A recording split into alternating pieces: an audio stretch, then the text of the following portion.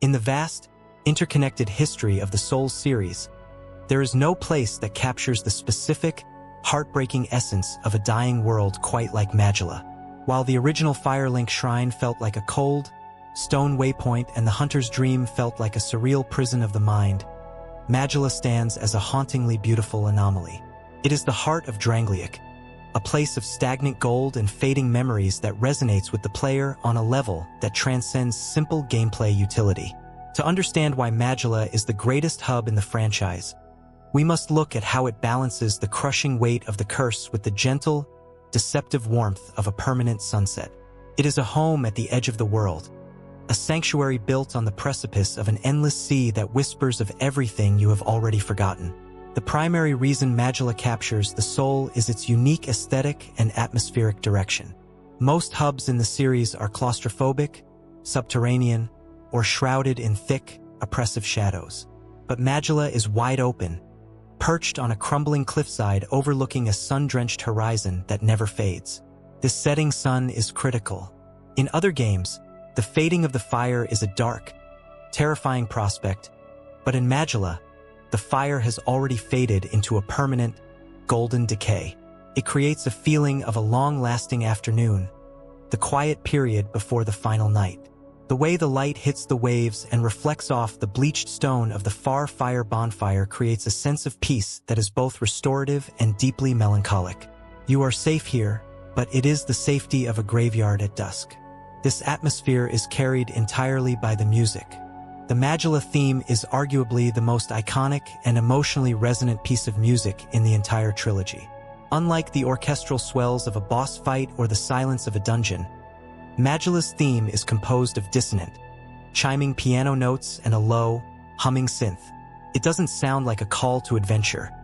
It sounds like the music of a mind slowly losing its grip on its own identity. It is the sound of memory loss. Every time you return to Majula to level up, that music reminds you that while you are getting stronger, you are also becoming more hollow. It perfectly mirrors the central theme of Dark Souls 2, the loss of the self. The music tells you that you have arrived at a place where time has stopped moving, where the wind only blows to carry away the dust of those who came before you. From a design perspective, Majula is a masterpiece of environmental interconnectivity and psychological pacing.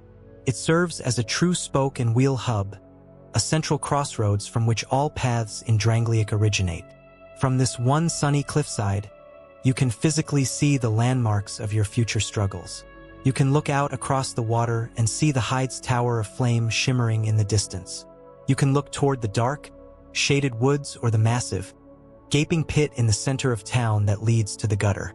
This layout makes Majula feel like the eye of a storm. No matter how deep you descend into the poison, the darkness, or the frozen wastes, you always have the physical and mental anchor of the sun. It offers a psychological reprieve that other hubs simply cannot match. Returning to Majula isn't just a gameplay mechanic. It is a spiritual homecoming. It is the only place in Drangleic where you can hear the ocean, a sound that suggests a world outside of the curse, even if that world is unreachable. Majula is also one of the few places in the series where you can truly witness the progression of your journey through the community you build. You arrive in Majula as a stranger in a ghost town, greeted only by the Emerald Herald and a few dejected souls who have lost their purpose. But as you travel, you rescue outcasts, merchants, and craftsmen. You find Lenegras the blacksmith and give him back his livelihood. You bring Maflin the armorer back from the brink of poverty. You invite the miracle seekers and the pyromancers to take shelter in the abandoned huts. Seeing the lights flicker back to life in the windows and hearing the sound of the hammer hitting the anvil gives the player a sense of tangible impact. You aren't just a killer, you are a rebuilder. You are turning a ruin into a village, even if everyone in that village is slowly going mad. This gathering of the broken makes Majula feel alive in a way that the more desolate hubs do not. The Emerald Herald remains the soul of this sanctuary. Standing by the cliffside, her silhouette framed against the orange sky, she provides a central, calming presence that anchors your entire experience. Her dialogue about the throne and the need to seek the king grounds your journey, but it is her presence in Majula that makes it feel like a base of operations. She is the watcher of the far fire, and her quiet, rhythmic breathing is the only thing that seems stable in a world of shifting timelines. The small details of the town also contribute to its charm, from the tiny, deceptively dangerous pigs behind the mansion to the mysterious sealed basement of Kale the cartographer. Every corner of Magilla feels like it has a story that is just out of reach, a mystery that you are too hollow to fully solve. In the end, Magilla is a favorite because it represents the duality of the human spirit under pressure. It is a place of absolute beauty born from absolute despair. It is a hub that doesn't just provide a menu for leveling up, but a space to breathe, to reflect, and to mourn. It is the golden afternoon of the soul. When you sit at the bonfire and look out at the sea, you aren't just preparing for the next boss. You are participating in the final, quiet moments of a kingdom. Magilla is the memory of a home that never truly existed, a golden dream that keeps you going when the dark becomes too much to bear. It is the heart of Drangleic, and once you have heard its music and seen its sun, you can never truly leave it behind. It is the sanctuary we all seek when the fire begins to fade. Would you like me to create a dedicated lore script for the Emerald Herald and her secret origins as a child of dragons? While the spires of Heide reach toward a fading sun, the true weight of the region is anchored in the shadowy figures who chose to make these drowning ruins their final stand. Chief among them is the Dragonrider, a massive, armored sentinel who stands guard in a circular arena as the tides of the sea lick at the very foundations of his battlefield. To understand the Dragonrider is to understand the military expansion and the eventual desperation of King Vendrick's reign. These were not merely knights. They were the elite heavy cavalry of Drangleic, the iron fist of a king who sought to conquer both the land and the secrets of the soul. In the lore of the world, the Dragonriders were said to have helped Vendrick found his kingdom, riding upon the backs of wyverns to crush any who dared oppose the rise of his new order. Yet here, in the sinking ruins of Heide, we find one standing on foot, isolated and brooding, guarding a path that leads to nothing but deeper darkness. The presence of a Dragonrider in Heide is a vital clue to the timeline of Drangleic's decay. These warriors were once the pride of the realm, chosen for their immense strength and their ability to command the primal power of dragons. The bond between a rider and his beast was a symbol of Vendrick's mastery over the natural world. However, as the curse of the undead began to hollow out the kingdom, even the mighty Dragonriders fell from grace. The dragons they once rode grew wild or perished, leaving the riders as grounded, heavy-set remnants of a bygone military era. The Dragonrider we face in Heide is a shell of his former glory, clad in crimson armor that has begun to tarnish in the salt spray. He represents the old guard, those who remained loyal to a king who had already fled into the shadows of the crypt. He is a soldier with no war left to fight, stationed in a city that is literally disappearing beneath his feet. The arena where the Dragonrider waits is a masterpiece of environmental storytelling.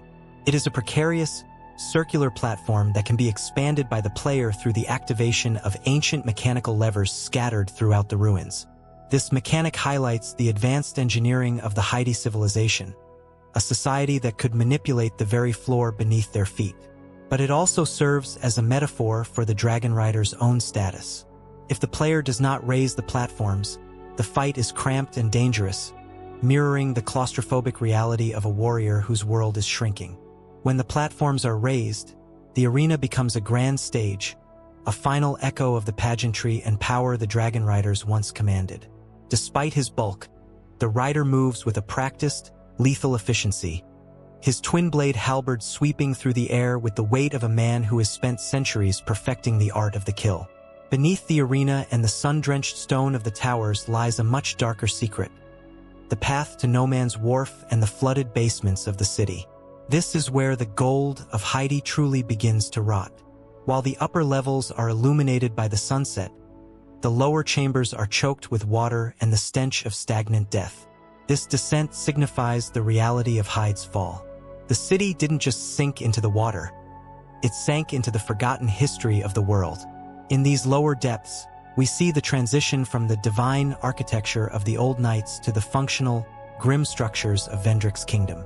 It suggests that Heide was used by Vendrick not as a holy site, but as a strategic outpost, a way to control the sea routes and perhaps to keep a watchful eye on the things that dwell in the deep. The Dragonrider isn't just guarding the way. He is a gatekeeper to the underworld of Drangleic. The connection between the Dragonriders and the old Slayer of Dragons in the nearby cathedral creates a fascinating tension. The Dragonriders utilize the power of dragons to build an empire, while the figure in the cathedral represents the ancient tradition of hunting them. This juxtaposition suggests that Heide was a melting pot of different eras and ideologies. It was a place where the old gods' legends and Vendrick's new ambitions collided. The Dragonrider in the arena is a man of the earth and the flesh, a soldier of a human king. The figure in the cathedral is a ghost of a divine past. Together, they represent the two sides of Heide's tragedy: the death of the human kingdom and the fading of the divine dream. The rider stands as the physical barrier to your progress, a reminder that before you can reach the mysteries of the soul, you must first survive the cold steel of the men who tried to conquer it. Interestingly, the Dragonrider's armor and weapons are fashioned from the materials of the land he conquered.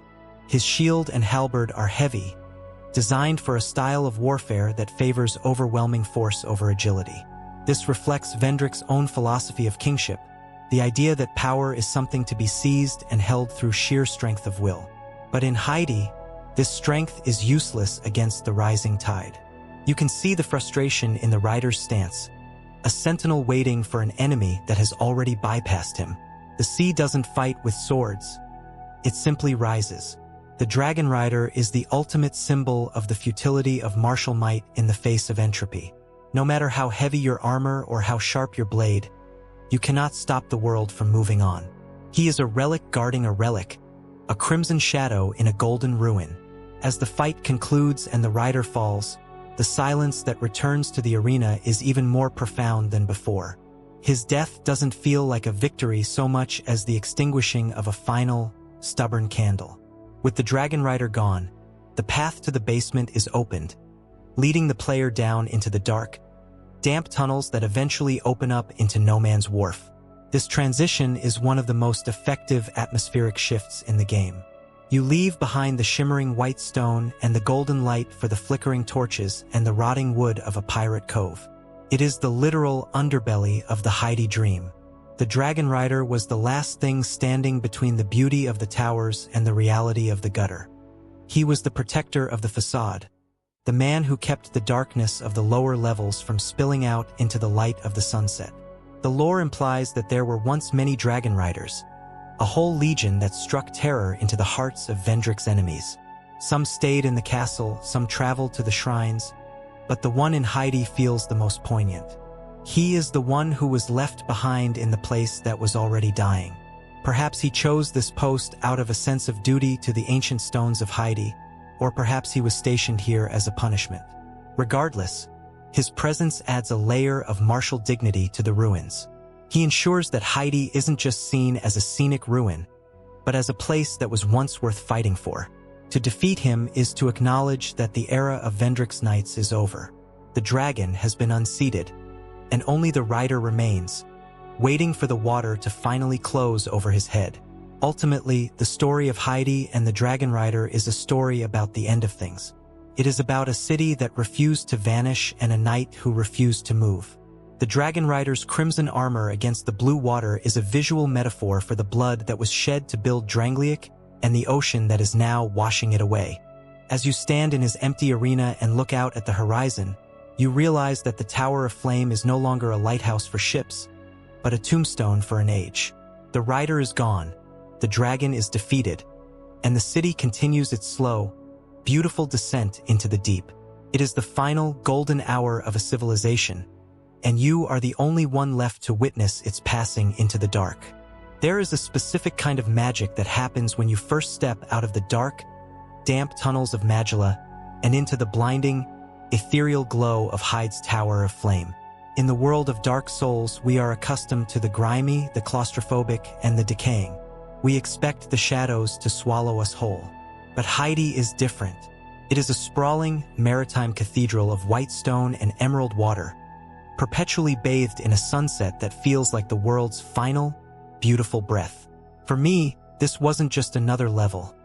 It was the moment I truly fell in love with the series. It is an area that balances a sense of grand, ancient divinity with a crushing, stagnant sorrow, making it one of the most atmospheric and unforgettable locations in gaming history. The beauty of Heide is its deceptive peace. The way the light reflects off the waves, casting shimmering patterns across the oxidized armor of the old knights, creates a dreamlike quality. It feels like a memory of a kingdom rather than the kingdom itself. As I wandered those flooded platforms for the first time, I felt a sense of awe that I hadn't experienced in other hubs. There is a profound loneliness here, but it isn't the cold loneliness of a cave. It is the poetic loneliness of a lighthouse. You can see the structure sinking, the stairs leading directly into the surf, and the distant spires of the Cathedral of Blue standing as a silent testament to a civilization that tried to outlast the ocean. It's a visual masterpiece of environmental storytelling, showing, not telling, the history of a people who reached for the sun and were claimed by the sea. But the reason Heide holds such a massive place in my heart isn't just the scenery. It's because it's home to the first boss I ever truly conquered, the Dragonrider. I remember the walk toward that circular arena with a mix of dread and excitement that only a Souls beginner can understand. Crossing the fog gate for the first time and seeing that hulking, crimson-armored sentinel was a rite of passage. He didn't have the grotesque horror of some of the series' later monsters. He had the imposing, disciplined dignity of a true warrior. He was the first wall I had to climb, the first real test of my patience and my ability to read an opponent's rhythm. The fight itself felt like a dance on the edge of the world. Because the arena starts out so small, with the water waiting to claim you if you misstep, the stakes felt incredibly high. Every swing of his halberd felt like it carried the weight of the entire sinking city. I remember the adrenaline of those final few hits, the way my heart hammered against my ribs as his health bar dwindled to nothing. When he finally dissolved into souls, it wasn't just a victory over a boss. It was a victory over my own doubt. The Dragonrider was my gateway. He taught me that these games weren't impossible. They were just demanding. He was the first step on a journey that would take me through hundreds of hours of lore and combat. But that first victory achieved, in the middle of a flooded ruins, is a high I've never quite replicated. Now, whenever I return to Heide, it feels like visiting an old friend. The music, with its low, mournful strings, immediately transports me back to that first run. I look at the Dragonrider now not as a terrifying foe, but as a tragic guardian of my own history with the game. Heide's Tower of Flame is more than just a checkpoint on the way to the end. It is a sanctuary of light in a world of darkness, and the place where I first learned what it meant to be a hero in a land that had forgotten what heroes were. It is the golden threshold of my experience with the series, and it will always be my favorite place to sit, watch the waves, and remember where it all began.